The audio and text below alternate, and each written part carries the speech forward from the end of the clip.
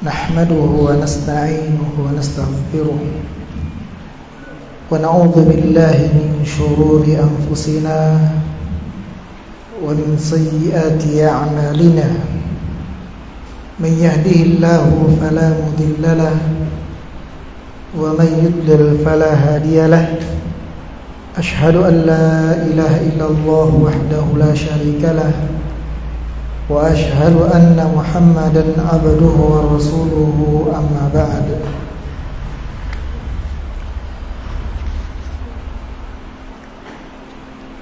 Pelajaran kita malam ini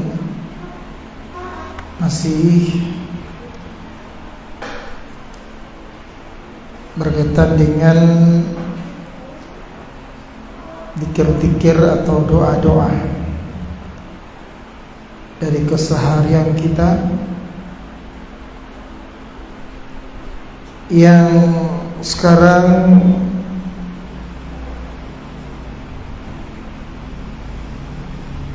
doa apa ini?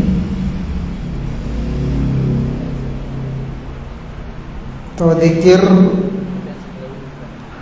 setelah selesai wudu ya. Setelah selesai wudu. Ini harusnya kita murojaah ini supaya ingat apa yang telah dipelajari.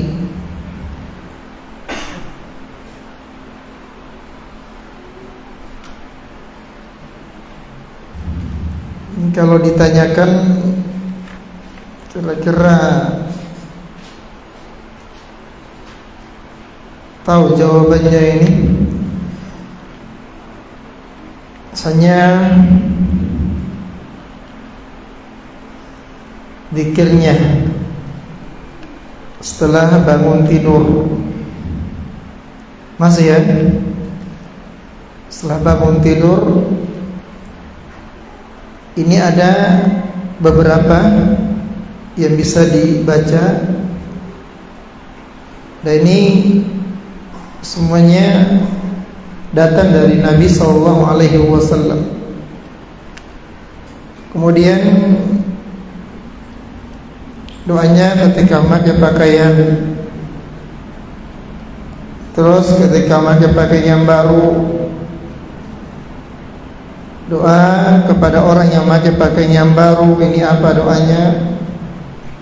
Kalau melepaskan pakaian apa dibaca? Apalagi setelah itu doa ketika masuk WC, terus doa ketika keluar dari WC. Selanjutnya yang ke-8 apa? Zikir sebelum berwudu. Apa zikirnya? Bismillah. Ada selain itu? Di dalam kitab tidak ada ya, cuma itu saja. Bismillah. Bismillah itu. Dan ini apa hukumnya? Hukumnya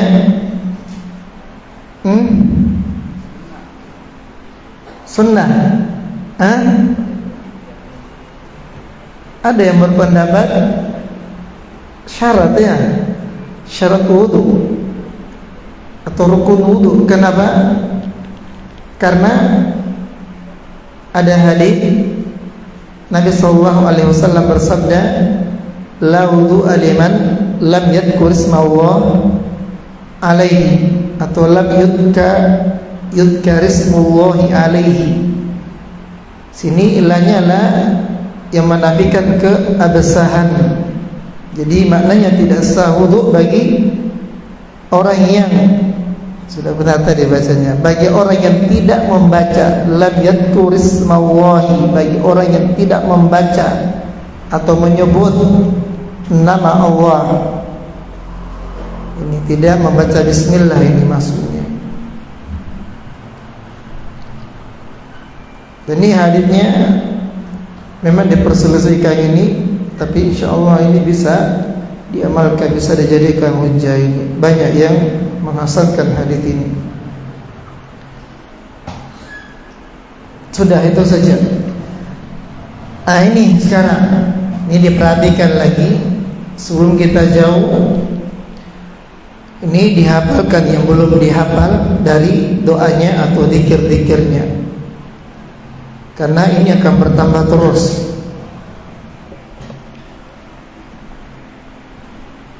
Kata musannif,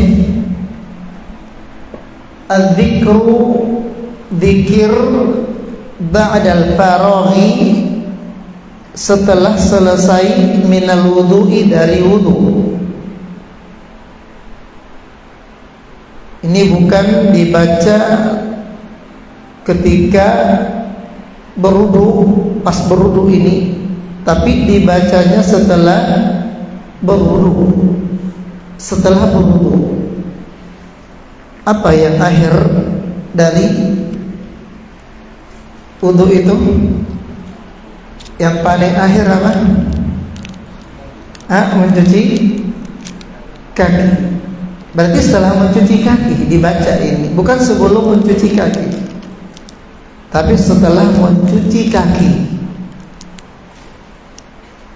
Ini apa zikirnya atau apa yang dibaca ini? Maka datang dari sahabat Uqbah bin Amir al-Juhani, yang mana hadis ini sahih ya, diriwayatkan oleh Imam Muslim. Zikirnya itu adalah asyhadu an la ilaha illallah wahdahu la syarikalah wa asyhadu anna Muhammadan abduhu wa rasuluhu. Itu saja zikirnya. Jadi zikirnya ini dua kalimat syahadat. Dua kalimat syahadat.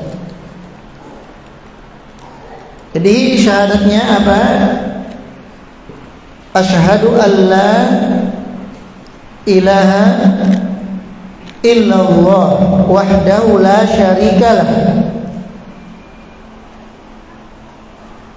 Ini syahadat yang pertama ini. Artinya asyhadu, apa artinya asyhadu? Saya bersaksi. Saya bersaksi. Ini kalau maknanya asyhadu ini di sisi orang-orang Arab. Jadi asyhadu itu uqirru biqalbi, menetapkan dengan hatiku, dalam keadaan mengucapkan dengan lisanku. Dengan lisanku. Jadi aku bersaksi itu berarti ucapan ya. Ucapan sekaligus mengabarkan apa yang ada di dalam hati. Di dalam hati. Kan aku bersaksi berarti ada sesuatu di dalam hati. Itu yang apa? Yang dia kabarkan. Tapi lewat apanya? Lewat lisannya. Keluar di lisannya apa yang ada dalam hatinya itu. Itu namanya apa? Persaksian. Aku bersaksi berarti ada sesuatu di dalam hati yang dipersaksikan. Keluar di mana itu? Di lisannya, terdengar di telinga ketika dia mengucapkannya. Dan ini saya kira kita memakluminya bersama. Ayo kamu jadi saksinya ini. Berarti jangan coba-coba mau jadi saksi kalau apa? Dia tidak mengetahuinya. Karena saksi itu berarti dia ada ilmunya. Apa yang ada di dalam hatinya itu. Jadi hatinya mengetahui. Kemudian dia nanti apa? Sampaikan melalui lisannya, melalui lisannya. Dan di sini apa yang dipersaksikan? Yang dipersaksikan adalah la ilaha illallah. La ilaha illallah.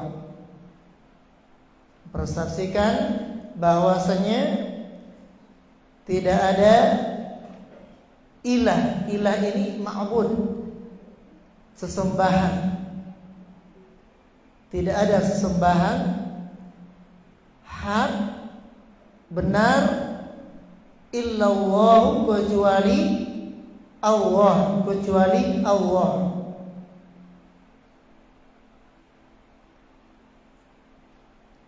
Ini harus ada kata hak ini. Tidak ada sesembahan hak benar kecuali Allah. Supaya apa? Supaya menjadi jelas bahwasanya sesembahan itu ada dua. Ada sesembahan yang apa? Yang hak, dan itu Allah saja. Dan ada sembah yang batil. Sembah yang batil ini adalah semua yang selain Allah Subhanahu wa ta'ala. Apakah dia malaikat, dia nabi, dia apa saja yang selain Allah, maka dia adalah sembahan yang batil. Berarti siapa yang beribadah kepadanya, maka dia beribadah yang dia ibadahi ini tidak berhak untuk apa? Mendapatkan ibadahnya tersebut. Karena yang berhak mendapatkan ibadah ini hanyalah siapa? Hanyalah Allah Subhanahu wa ta'ala. Hanyalah Allah Subhanahu wa ta'ala.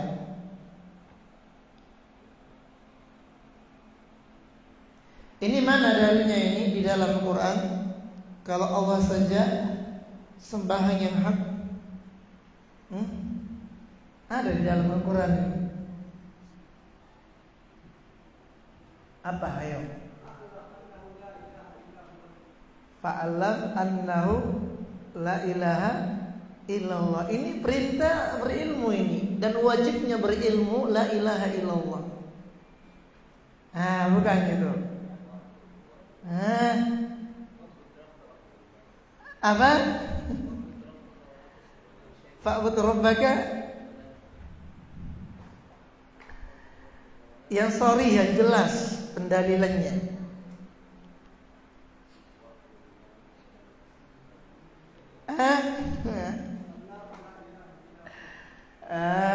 Keluarkan semua.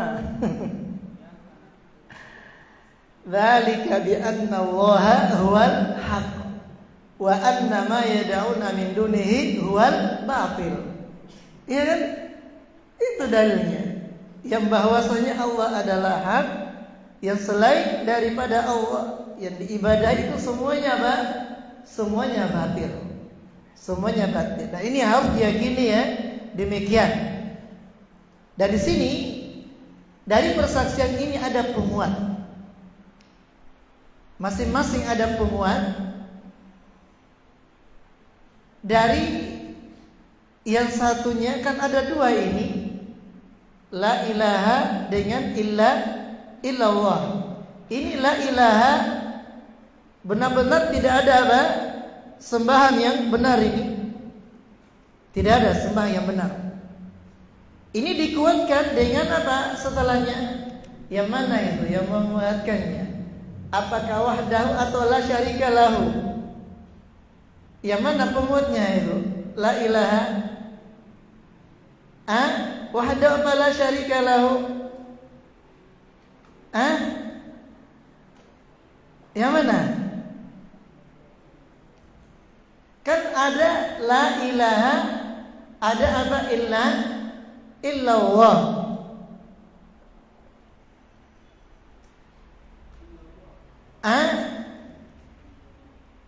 La ilaha ini penguatnya apa ini? Yang dari setelahnya itu apa yang menjadi penguat bahwa apa? Tidak ada ilah ini yang hak. la syarikalah. Kalau illallah ini menunjukkan bahwa Allah saja yang hak. Yang menguatkannya adalah wahdahu. Yang menguatkannya adalah wahdahu. Sekarang apa artinya wahdahu? Semata. La syarikalah, tidak ada sekutu baginya. Ya sudah, berarti adanya wahdahu la syarikalahu ini benar-benar menunjukkan bahwa yang hak dari ilah ini atau yang berhak diibadahi ini siapa? Allah Subhanahu wa taala saja. Tidak ada yang lainnya. Tidak ada yang lainnya. Karena itu ibadah ini seluruhnya milik Allah Subhanahu wa taala. Hanya milik Allah. Tidak ada sekutu baginya. Nah, inilah kalau ibadah ini diberikan kepada selain Allah berarti menyekutukan Allah Subhanahu wa taala dalam ibadah. Dan itulah yang disebut dengan apa? Syirik. Disebut dengan perbuatan syirik.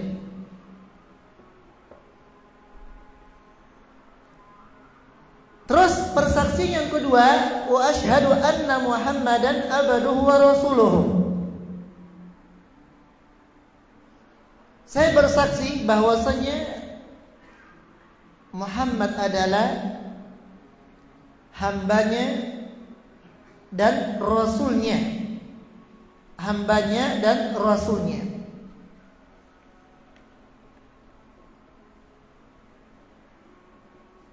Ini ada kata abduhu sebelum wa rasuluhu.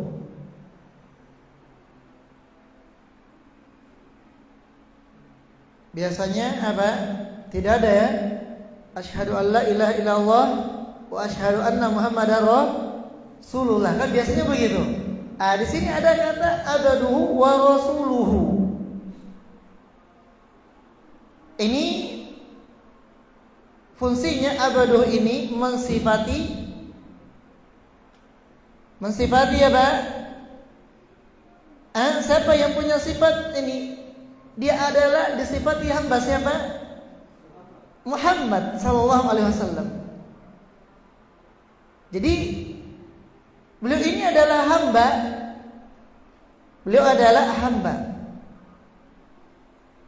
Dan ini sifat yang sangat agung, yang sangat mulia dimiliki oleh Rasulullah sallallahu alaihi wasallam. Beliau ini benar-benar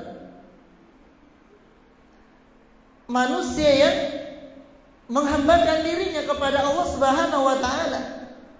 Sebab apa? Beliau punya sifat abad, yaitu seorang hamba. Seorang hamba. Hambanya siapa?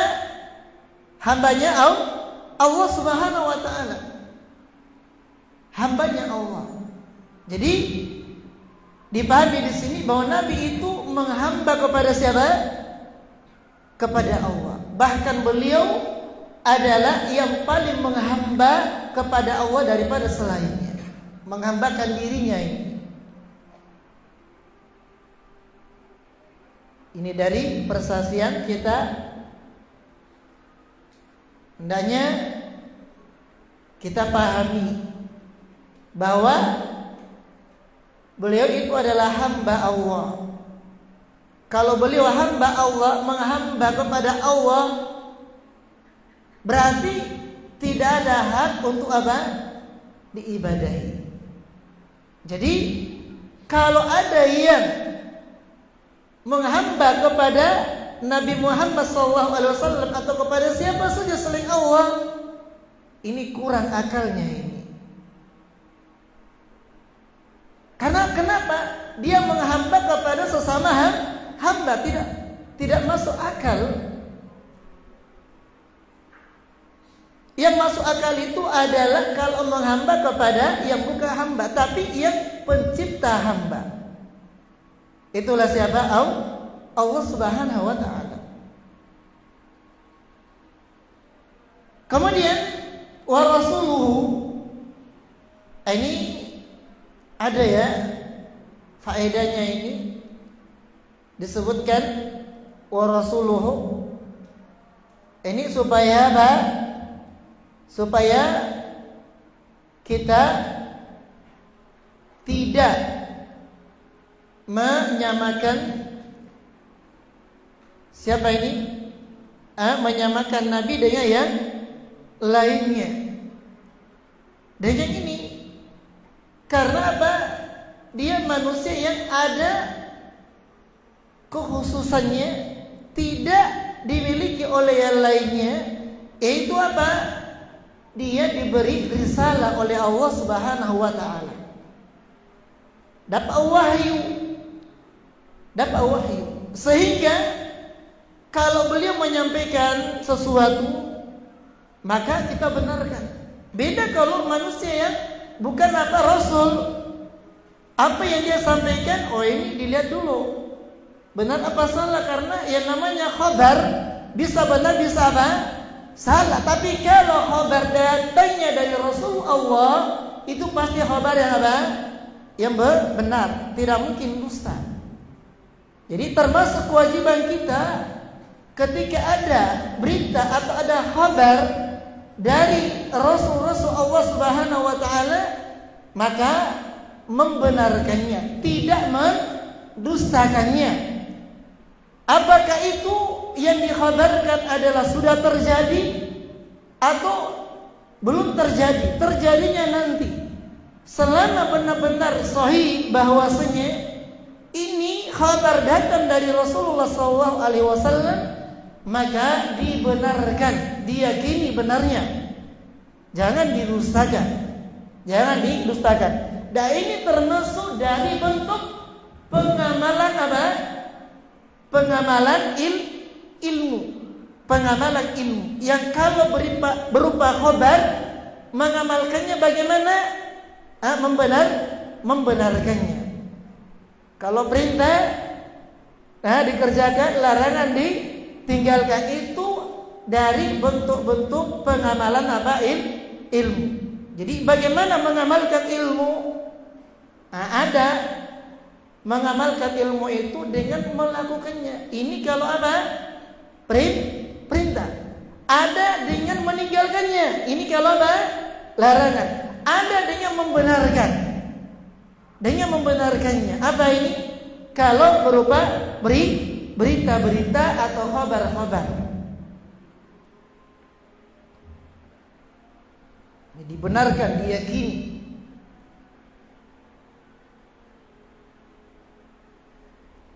Ini Masya Allah, ternyata dijadikan zikir setelah berwudu, 2 kalimat syahadat ini. Dan 2 kalimat syahadat ini jangan sekali-kali ada di antara kita yang meremehkannya.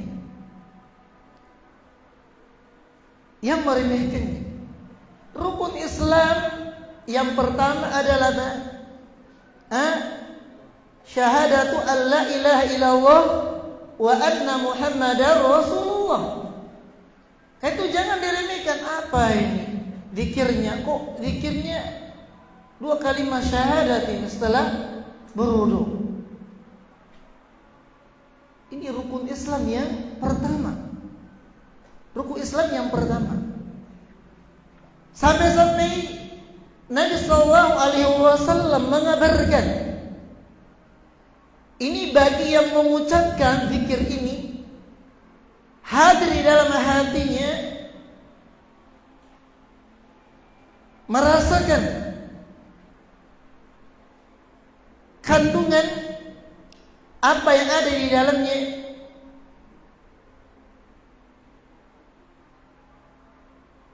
Nabi SAW mengatakan, tidaklah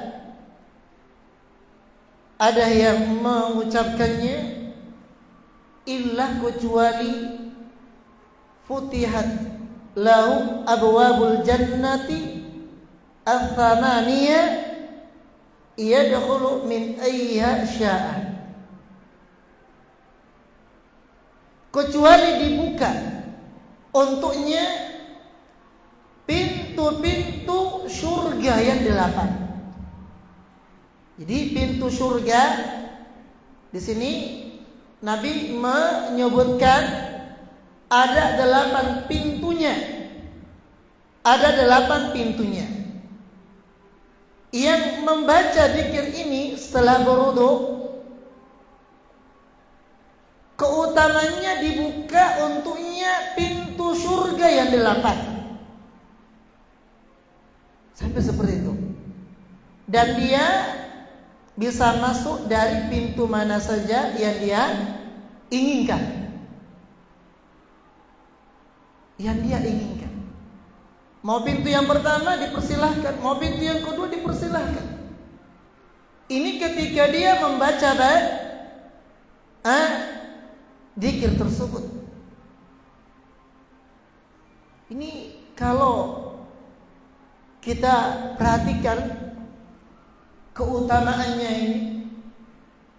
ini bukan amalan yang kecil ini, tapi dia adalah amalan yang sangat besar. Bayangkan dibukakan untuknya pintu surga yang 8, berarti akan dipersilahkan masuk ke dalam surga. Sebab orang yang seperti ini berarti orang yang bertauhid ini. Orang yang bertauhid. Orang yang bertauhid itu pasti masuk surga. Pasti masuk surga. Nah, inilah ilmu yang paling tingginya ini dari seluruh ilmu yang ada dalam agama Islam, yaitu ilmu apa? Tauhid. Ilmu tauhid. Dan ini kalau kita bahas ini, 2 kalimat syahadat ini di dalamnya terkandung apa? Terkandung 2 perkara yang dengannya lah amalan-amalan kita diterima oleh Allah Subhanahu wa taala. Pada syahadat kita yang pertama terdapat keikhlasan. Bukankah ini syarat diterimanya amalan yang pertama? Terus pada syahadat yang kedua, ini menunjukkan bahwa wajib seorang itu ittiba, mengikuti Rasulullah SAW pada sunnah-sunnahnya. Dan ini syarat diterimanya amalan. Syarat yang kedua. Dan banyak lagi pembahasan-pembahasan yang ada di dalamnya. Ini bukan bahas pelajaran akidah ini ya, bukan. Lanjut saja ke doa berikutnya atau zikir berikutnya setelah selesai berwudu. Setelah selesai berwudu. Di sini yang kedua, apa yang disebutkan oleh penulis adalah Allahumma ja'alni minat tawabina wa ja'alni minal mutatahhirina. Perlu diketahui bahwa doa ini atau zikir ini mengenai derajat haditsnya, kan ini ada hadits ini yang di dalam hadits tersebut disebutkan doa tersebut. Ini haditsnya Umar ibn Khattab ini yang meriwayatkannya Imam Tirmidzi. Di sana ahli hadits berbeda pendapat dalam menghukumi. Sebagian mereka menghukumi haditsnya sahih, sebagian mereka menghukumi haditsnya dhaif. Haditsnya dhaif. Kalau haditsnya dhaif berarti ada konsekuensinya, yaitu apa? Tidak diamalkan. Tidak diamalkan. Ini kalau hadis apa? Hadis yang dhaif. Tapi kalau sahih hadisnya atau hasan hadisnya, ini apa? Diamalkan, bisa dijadikan hujjah. Diamalkan atau bisa dijadikan apa? Hujjah. Ini kalau hadisnya sahih atau hadisnya apa? Hasan. Jadi tergantung ini yang memilih apakah ini apa? Hadisnya sahih atau hadisnya dhaif. Berarti kalau dia milih sahih, dia bisa amalkan ya. Tapi kalau milih apa? Hadisnya dhaif, berarti dia tidak mengamalkannya. Tidak mengamalkannya. Tapi tentu isinya, kandungannya ini luar biasa. Kalau kandungannya ini tidak ada yang salah kalau pada kandungan doa ini. Karena ada juga doa itu di dalamnya terdapat kesyirikan pada doanya. Ada?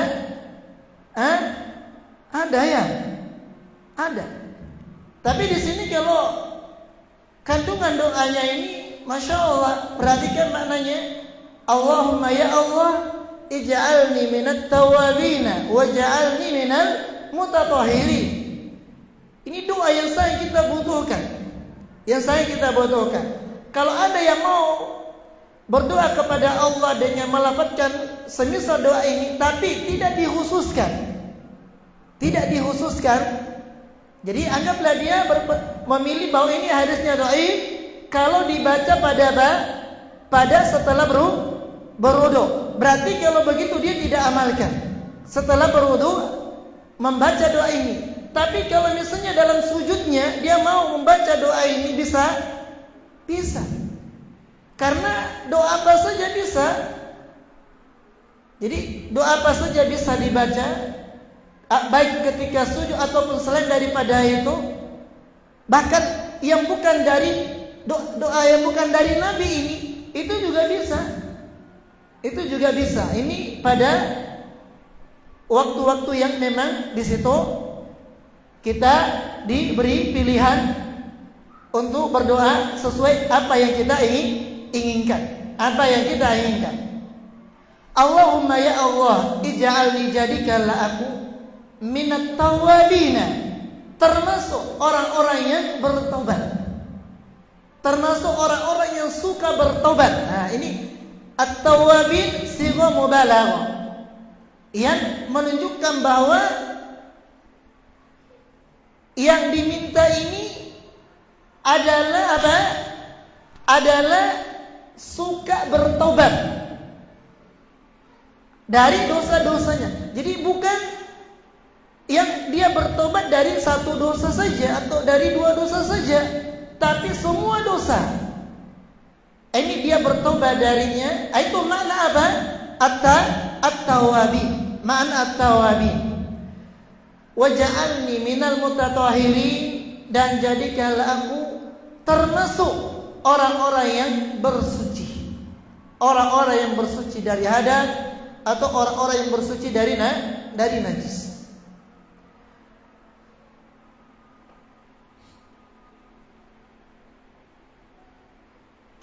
Ini mengenai masalah taubat ini.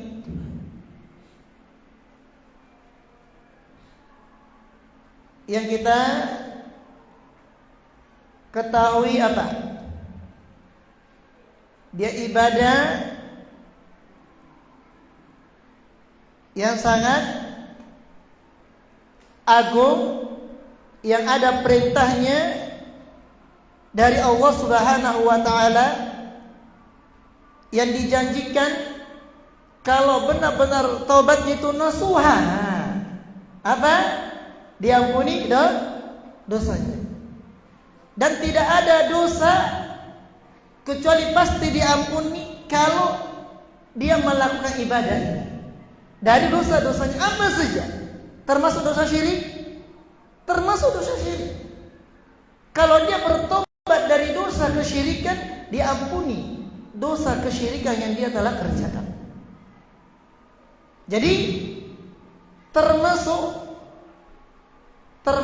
sebab datangnya pengampunan Allah Subhanahu wa taala pada diri seseorang yang dia melakukan dosa adalah kalau dia bertobat. Kalau dia bertobat, tapi taubatnya ini benar-benar taubat yang disyaratkan. Taubatnya itu apa? Ini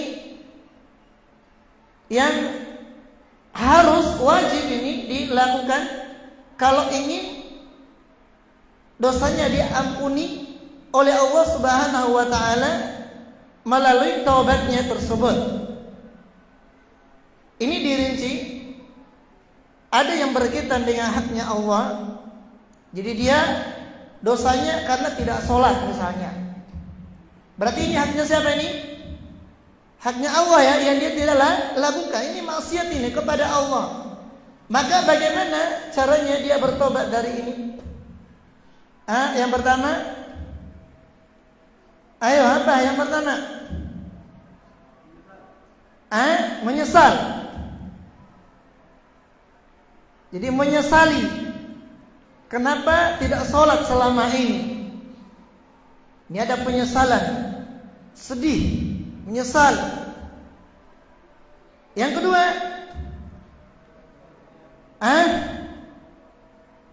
apa lagi? Yang kedua, berjanji untuk tidak mengulanginya lagi.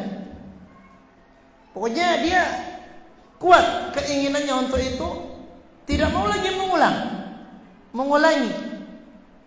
Nah itu sifatnya orang yang berimannya tidak jatuh di dalam lubang dua kali. Ini kalau tahu ini jelek, ya sudah, itu pelajarannya. Pelajaran bagi dia untuk tidak lagi terjatuh kedua kalinya. Ayo yang ketiga,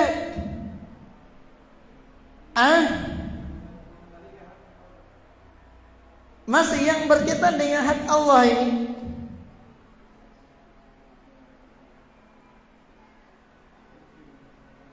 Dia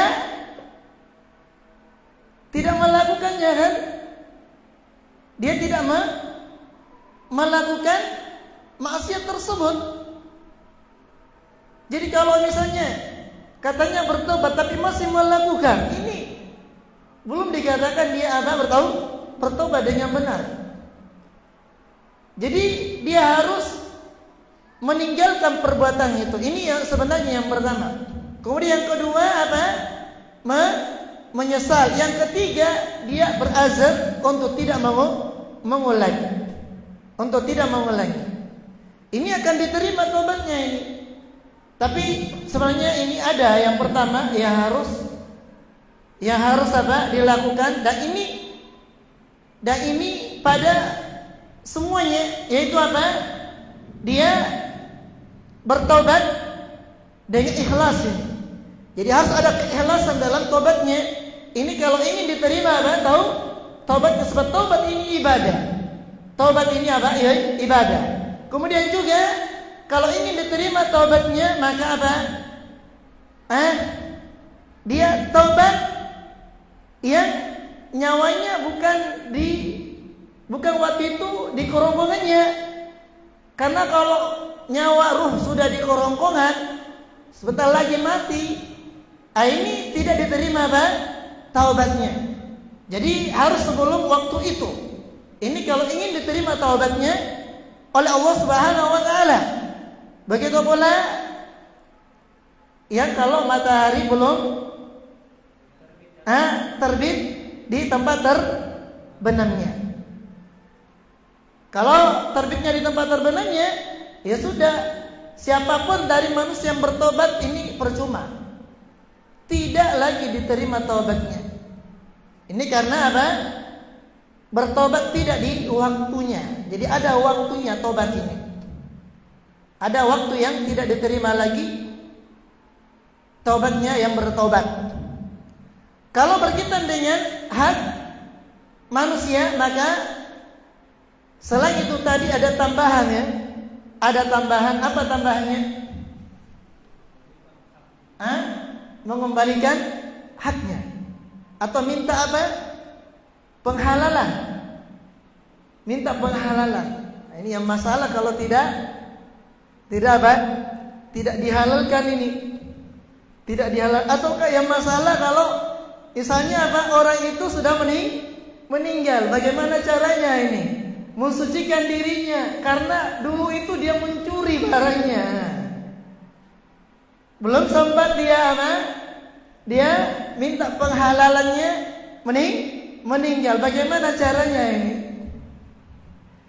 Supaya dia dianggap telah bertobat dari dosa yang dia lakukan terkait dengan hak manusia tersebut.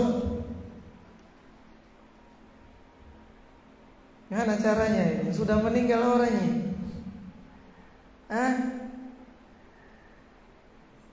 Ini yang kalau berkaitan dengan hak manusia, terus dia mau bertobat, misalnya pernah mencuri, pernah mendolimi, pernah menggibahnya, pernah memfitnah, pernah ini biasanya ini? Berat ya. Berat mau Mau ini mendatanginya, kemudian terus terang berkata kepadanya, dulu itu saya pernah begini, maafkan ya. Maafkan. Harus minta maaf. Tidak boleh ini. Kalau tidak minta maaf, nanti di hari kiamat ini akan ada pengadilannya ini. Dan di sana bukan dibayar dengan harta, bukan dibayar dengan uang. Ini ketika ada yang diadili yang bermasalah antara satu dengan yang lainnya. Karena di dunia ada yang karena di dunia itu terjadi kezaliman ini. Ada yang dia zalimi misalnya. Itu pembayarannya nanti disebutkan dalam hadis adalah kalau dia punya amalan kebaikan, maka amalan kebaikannya ini yang diambil diberikan kepada yang dia zalimi. Tapi kalau tidak ada amalan kebaikannya, bagaimana?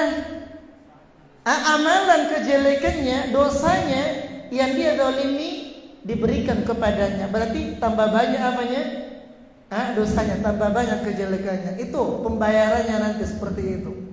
Makanya bersihkan diri kita dari dari dosa-dosa kezaliman ini terhadap manusia. Ini sebelum kita meninggal. Karena kalau meninggal dan kita tidak dimaafkan oleh saudara-saudara kita yang kita zalimi ini, maka di sana pasti akan ada ada tuntutan nanti. Kita akan mendapatkan pengadilan dari Allah Subhanahu wa taala tentang masalah itu. Wallahu a'lam bishawab. Ini yang kita bisa baca ini berarti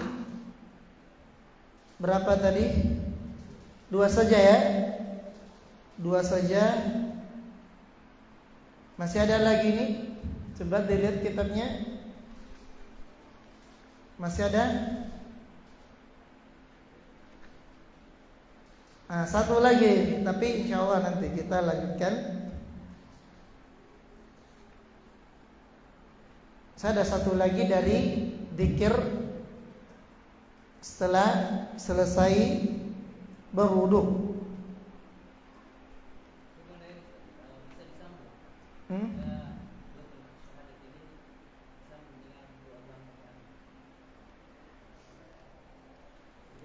Digabungkan. Itulah memang ada di sebagian ini disambung kepada ini, tapi ini yang dihukumi bahwa tambahan ini tambahan yang lemah, tambahan yang dhaif, sehingga dicukupkan saja sampai mana ini wa asyhadu anna Muhammadan abduhu wa rasuluh, sampai di situ saja, tidak menambah Allahumma ja'alni minat tawabina wa ja'alni minal mutatahhirin, ataukah tidak juga langsung ini. Tidak ada 2 kalimat syahadat sebelumnya, langsung ini. Sebab apa? Ini lemah menurut pendapat sebagian ulama. Jadi kalau ada yang seperti itu, ada yang mengatakan dhaif, ada yang mengatakan sahih. Dan yang saya ingat dulu ketika pembahasan ini, ketika saya belajar pada salah seorang guru, ini disebutkan bahwa Syekh Albani mensahihkan, tapi Syekh Muqbil lemahkan. Nah, sekarang pilih mana ini?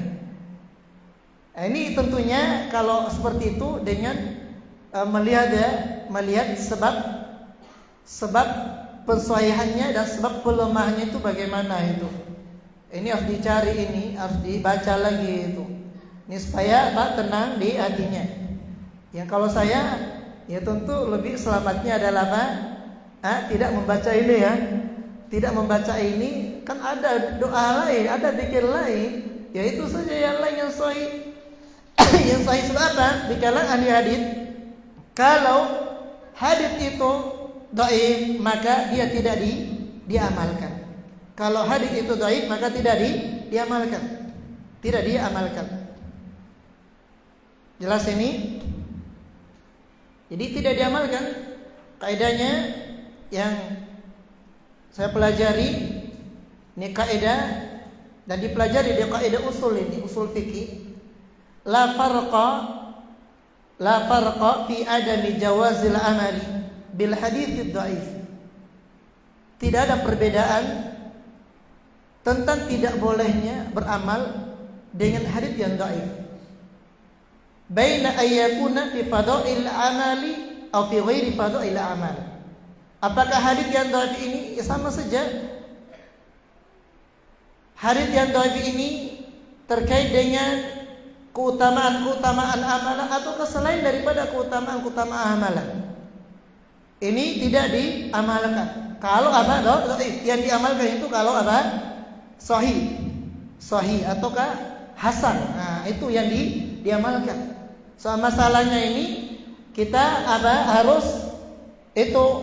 harus meyakinkan bahwa pada amalan kita itu amalan yang disyariatkan, dan disyariatkannya amalan ini itu kalau hadisnya apa? Sahih atau hadisnya hasan. Kalau hadisnya dhaif, ini kita ragu kalau amalan ini disyariatkan, karena namanya hadis dhaif itu hadis apa yang lemah. Hadis yang lemah yang tidak bisa dijamin ini datang dari Nabi sallallahu alaihi wasallam. Nah, itu. Sehingga kita ambil yang sahihnya. Kita tinggalkan yang lemah. Nah, begitu yang kita dapatkan di pelajaran qawaid usuliyah. Wallahu a'lam bissawab. Subhanakallahumma wa bihamdika asyhadu an la ilaha illa anta astaghfiruka wa atubu ilaik. Assalamualaikum warahmatullahi wabarakatuh.